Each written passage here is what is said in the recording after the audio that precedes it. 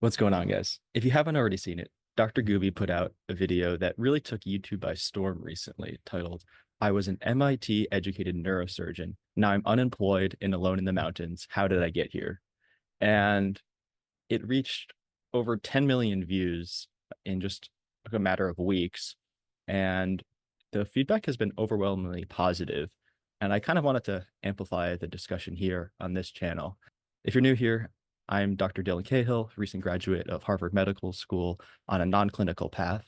And because I've had my own reasons for leaving a traditional medical path, I think that's one of the reasons that it resonated with me.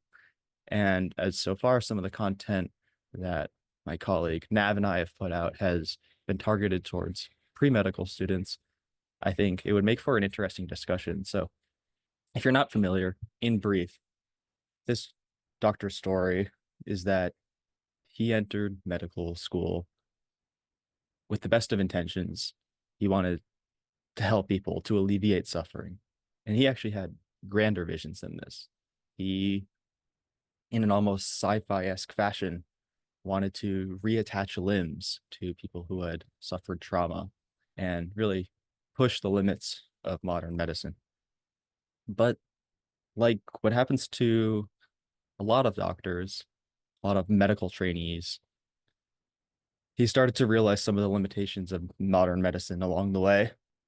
He spent years involved in research in that particular interest and determined it wasn't all that feasible.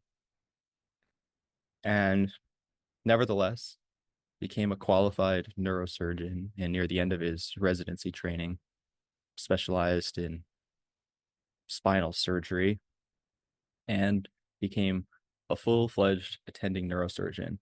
And what struck me is he said that was the most unhappy he had been in his life. He knew something was wrong almost right away. And he goes on to explain why. But I think it's also clear that he didn't quite pick up on exactly what was wrong right away. Over time, it dawned on him, though, that the quality of the surgery he performed wasn't as directly correlated with the outcomes of the procedures, that didn't exactly determine whether his patients would heal. And that was distressing. And he became curious and started asking them questions. What did the patients who healed do differently from those who didn't? And what he found really wasn't all that surprising. It was those who ate largely a plant-based diet, those who slept 8 hours at night, who exercised regularly, who had strong social networks and weren't that stressed. Those are people who seemed to get better independent of surgery. In others, he could perform a perfect operation, textbook, no complications, and yet still they'd have the same back pain that they went under the knife for. And so, in reflecting on that, he kind of realized there's a moral dilemma there, that the procedures he had been trained to do and that he was skilled at doing and put his heart and soul and 20 years of his life to training to doing, it wasn't producing the outcomes that he set out for at the beginning of his medical training to really help people.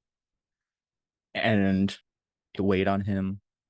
And ultimately, talking to his wife, colleagues about various options, he decided to leave medicine altogether and didn't have a clear plan.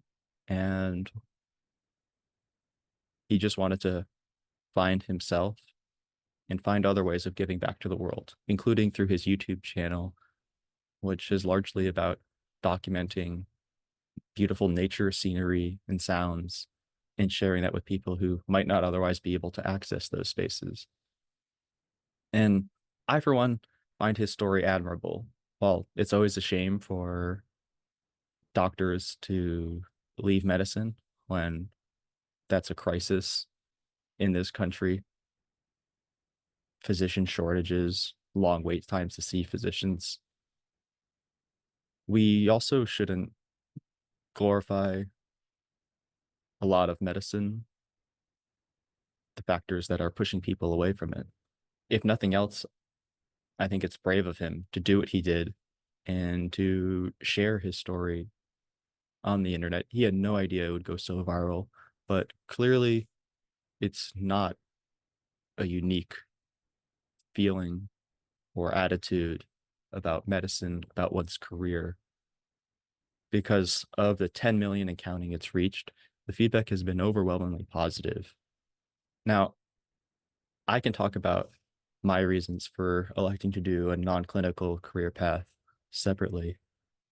And I think it's fair to say my reasons are different from Dr. Goobie, but a lot of his story is relatable. The fear of the unknown, people not understanding. I mean, even without having completed residency training, I've had people say, you are graduating from Harvard Medical School. People would kill to be in the position you're in. And, you're just going to be throwing it all away. And I think that attitude can trap a lot of unhappy doctors in medicine. And that's probably not the kind of culture that we want to create. One last point I want to make is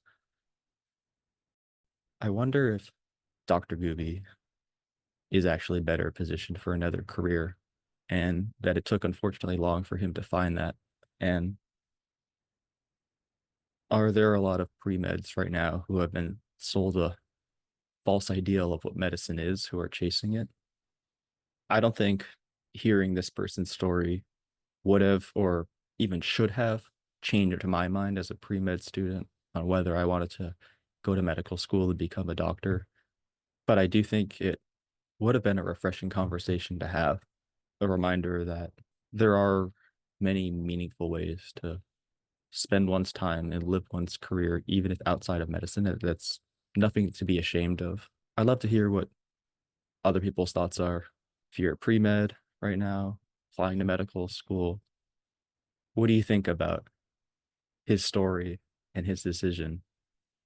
And has it changed your mindset of medicine or healing? Thanks.